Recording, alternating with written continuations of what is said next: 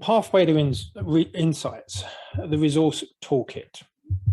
So today's presentation is really to be used like a textbook. It's to be used to open and choose something you wish to study or watch.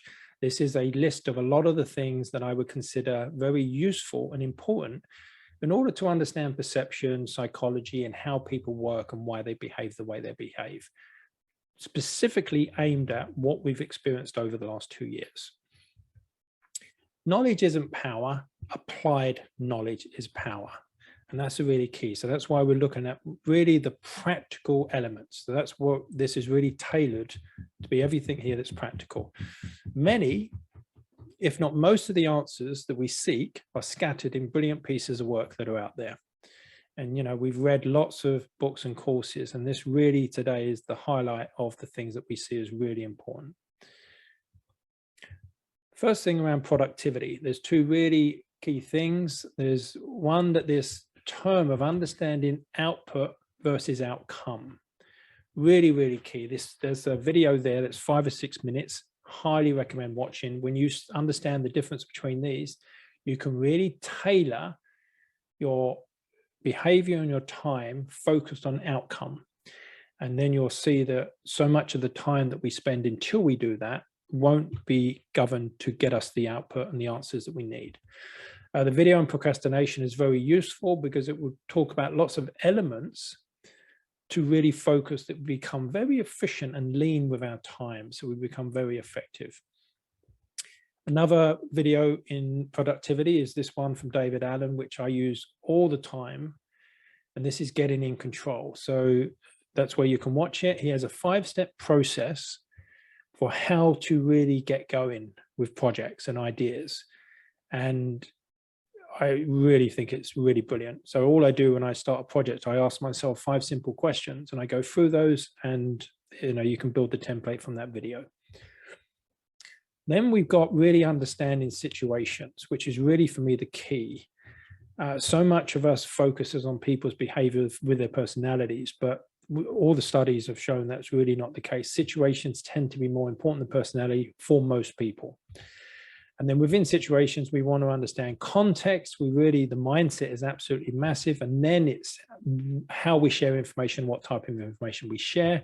This all happens within perception. So that's why studying perception will get you so many good understandings of why things are happening.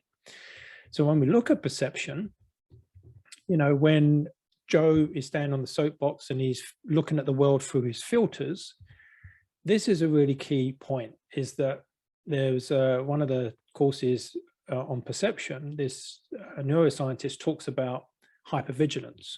And this is something we're experiencing constantly in all the groups. So he talked about walking through a park in Taiwan and he saw this sign, but all of it was actually in Cantonese. But because he saw the snake, he realized, I've got to be careful. He then said, on his walk through the park, he saw 20 snakes.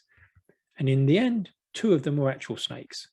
So every stick that he saw, his mind, because of hypervigilance, made the stick out to be a snake. So what you're seeing in many of the groups now is that most people are getting called shills and controlled opposition. And whilst they do exist, nowhere near in the amount that people think they do. So really this interpreting the world is very key. And obviously when we're talking to people, we don't want to trigger the gorilla. Yeah, that makes sense, because we get people in high vigilance. So then with perception, obviously where we focus is very key. And, the media can really make the victim seem like the perpetrator and vice versa. So this video on perception is very useful, can be watched here. And then we've already talked about this, where we stand on our soapbox and we have our individual understandings about each of these subjects. So Jane's understanding is very different from Joe's. So this is where, when we start to understand what someone believes and how they believe it, we start to see the world as they see it, or at least understand the world as they see it, and then things will make sense. All people's behavior is driven within their own perception as being logical. To each person, their own behavior at the time seems rational and the right thing to do. So to understand this, the video on hotel and knowledge is very useful to really learn where to begin conversations. One of the next things I find very useful, this video absolutely blew my mind. It's the objectivity illusion. It will really resonate when you understand how our brains work and how we cannot be objective, but knowing this, we can make really good allowances. Lee Ross, who coined this and was presented this, was actually the co-author of one of the most important books, which we'll come to shortly. This video, again, you'll see it's only 9 minutes long, but it's an incredible video and it shows you how to make things stick, you know, and it will talk about stories and emotion, and it will go into the cursor knowledge. And then we get on to stories. So stories are very, very key. And those who tell the stories rule society. That's what Plato said. And the more I look into stories, the more I realize how deeply true that is.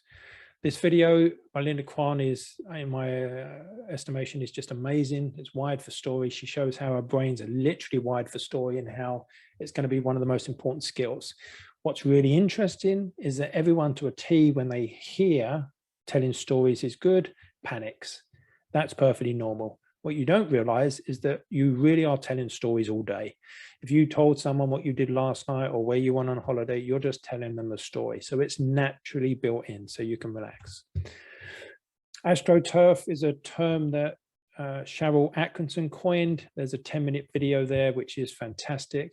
She explains that because certain corporations have so much resources, they can actually build, you know, the access to information and completely control it. So then most people live in a Truman-esque reality. And for those not familiar with the movie, Truman was literally, his life was a TV show, which he wasn't aware. All his friends were actors and all these things. And then he realized that his whole life was a stage. And Cheryl Atkinson also wrote this book, which has many, many good articles about how the media lies. So if you want a few stories, and I really only needed to read a quarter of the book, and I had as many stories as I needed, but I will finish that at some point. But yeah, it's a brilliant book, and she's done some amazing work. And this ASTROTURF term, when you understand it, it is very, very key.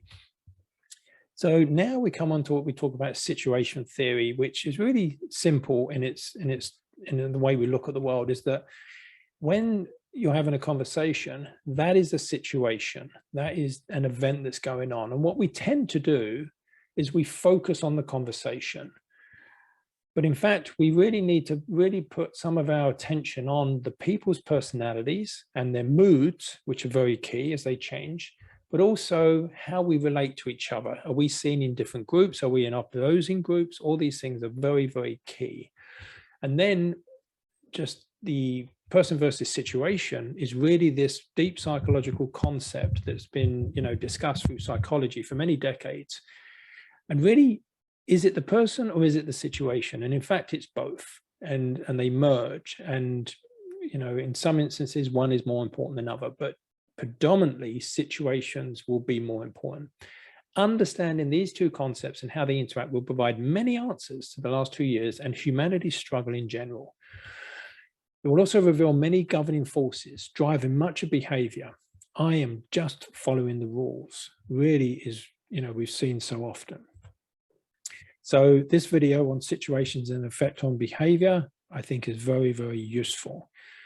In terms of understanding social psychology, I think that you would get nearly everything you needed from that book and this course. This course is fantastic. It's 5 hours, it's £17, really, for those that want to understand it at a deeper level, because what we will find is that people's behavior will be predominantly driven by the situations they find themselves in, and society is built really shitty situations.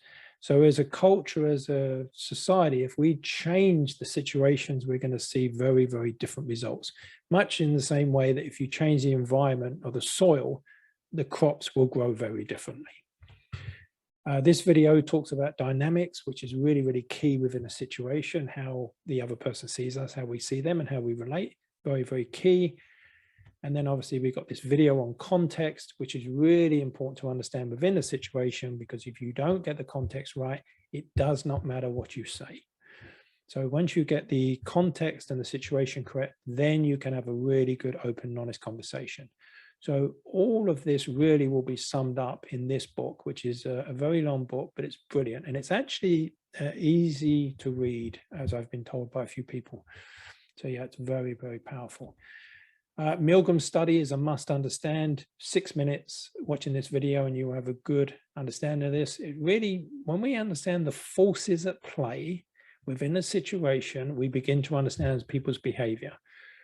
Probably most of the people in this study, and for those that didn't know, it turned out that 65% of people were willing to press a button to harm another individual just because someone in authority told them to do so.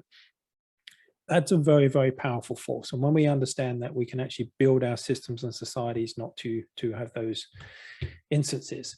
ASCHE-CONFORMITY study, again, 5 minutes, very quick, but that's a very, very important study. And it's just really how people within certain situations feel strong forces to comply. This video is very good on selective attention. It's 2 minutes, very, very useful. And this video on Rat Park is 90 seconds. And I'd say this is one of the most important videos that everyone should watch. The lockdowns created false isolation. False isolation will literally destroy people's minds. And that's where we have to make sure that that never happens again. Cognitive dissonance, this video, 5 minutes. I think cognitive dissonance, I think I said last time, it took me watching various videos about a dozen times before I really got it. But when I really got it, it became so important. I mean, everything really is linked to this. This one is learned helplessness. This is a 2-minute video, very, very key.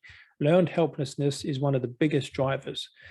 What we find is that the way to create learned helplessness, and in this next video, there's 7 minutes long, the teacher was able to induce learned helplessness in about 20 minutes in our students.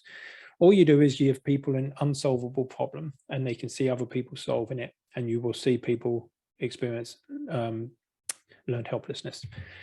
Then we've got weapons of mass communication, which is a series that we did on stories, metaphors, and questions, a specific one on metaphor and a specific one on questions. So the links will be provided in the recording of this video. Then we had a storytelling course, which I thought was really good. It was only an hour and a half, and I found this fantastic. I think it made a really big effect on my ability to tell stories.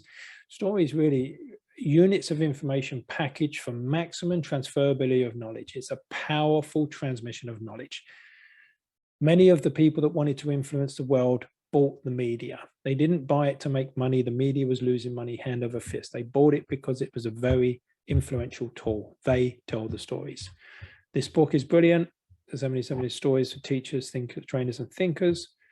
And when we get on a metaphor, which is really brilliant, this one book is really a must own. So the quote on the right, the metaphor is probably the most fertile power possessed by man. The book by Anne Miller on the left has got hundreds of examples where people could literally just pick those examples and use them as ways to create messaging, because the metaphor is such a powerful way to message. And one example is, look at that circuit breaker. Most powerfully, metaphors enable us to think and converse about abstract and subjective experience. So this metaphor example, you know, everyone got the circuit breaker. The fact that it was absolute nonsense made no difference because people understood it. It talked to the unconscious mind. So then we get on to questions. And we have a series of videos on the left there, which is really brilliant to watch because it really will understand how the map's working and how you can ask questions to the map. And then we've got this book on language, which is fantastic. And I won't lie, it's one of the hardest books to read. But if a few people could read that and really understand it, I think most of the answers for questioning people are in that book. Then we get on to this manufacturing opinions, behavioral science, and influence. You know, we talk about this decision pathway. So behavioral sciences really is the study of how we make decisions and how we behave. So they create this thing called choice architecture, which is really the options that we have in decisions. And there's some brilliant books out there. And we've got some presentations here. So if you go to this channel, you'll see 4 different presentations on the way we're influenced. Okay, so the links will come in the recording of the video. Then we've got a video on the brief history and nudge, really worth understanding. That's 6 minutes. A 5-minute video on the behavioral insights team showing off about what they do. Derren Brown's Bootcamp for the Brain is absolutely brilliant and always entertaining. I mean, I listened to this, I think, getting on for 15 times now, but you just can go round and round because he's so entertaining. There's some really key information in that book. This video, 7 minutes, Derren manages to trick advertisers subliminally below their awareness. So you'll really see how this subtle influence works. This book is fantastic in its knowledge. I do not agree with the way that the author's using the information, but it's gold information. So it's the 25 top biases that influences what we buy, and most of them actually influence the decisions that we make. This book, Nudge, is one of the real Bibles of behavioral sciences. It's my opinion that the authors do have good intentions, but I think they're just a bit naive about how honest corporations and governments are.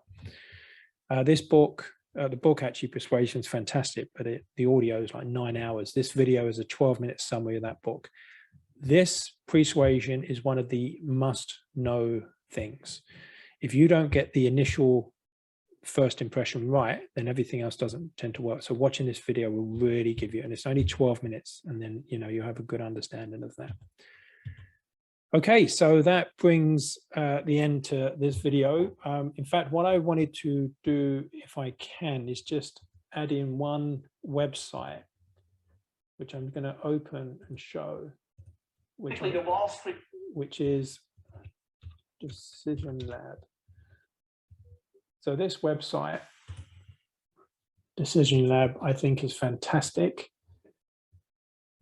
And what you do is they have a long list of all the cognitive biases, and you can just pick one a day, or when you're on a train or anything. I've been through all of these, and I have to say it was an incredible experience, because it's really knowing thyself.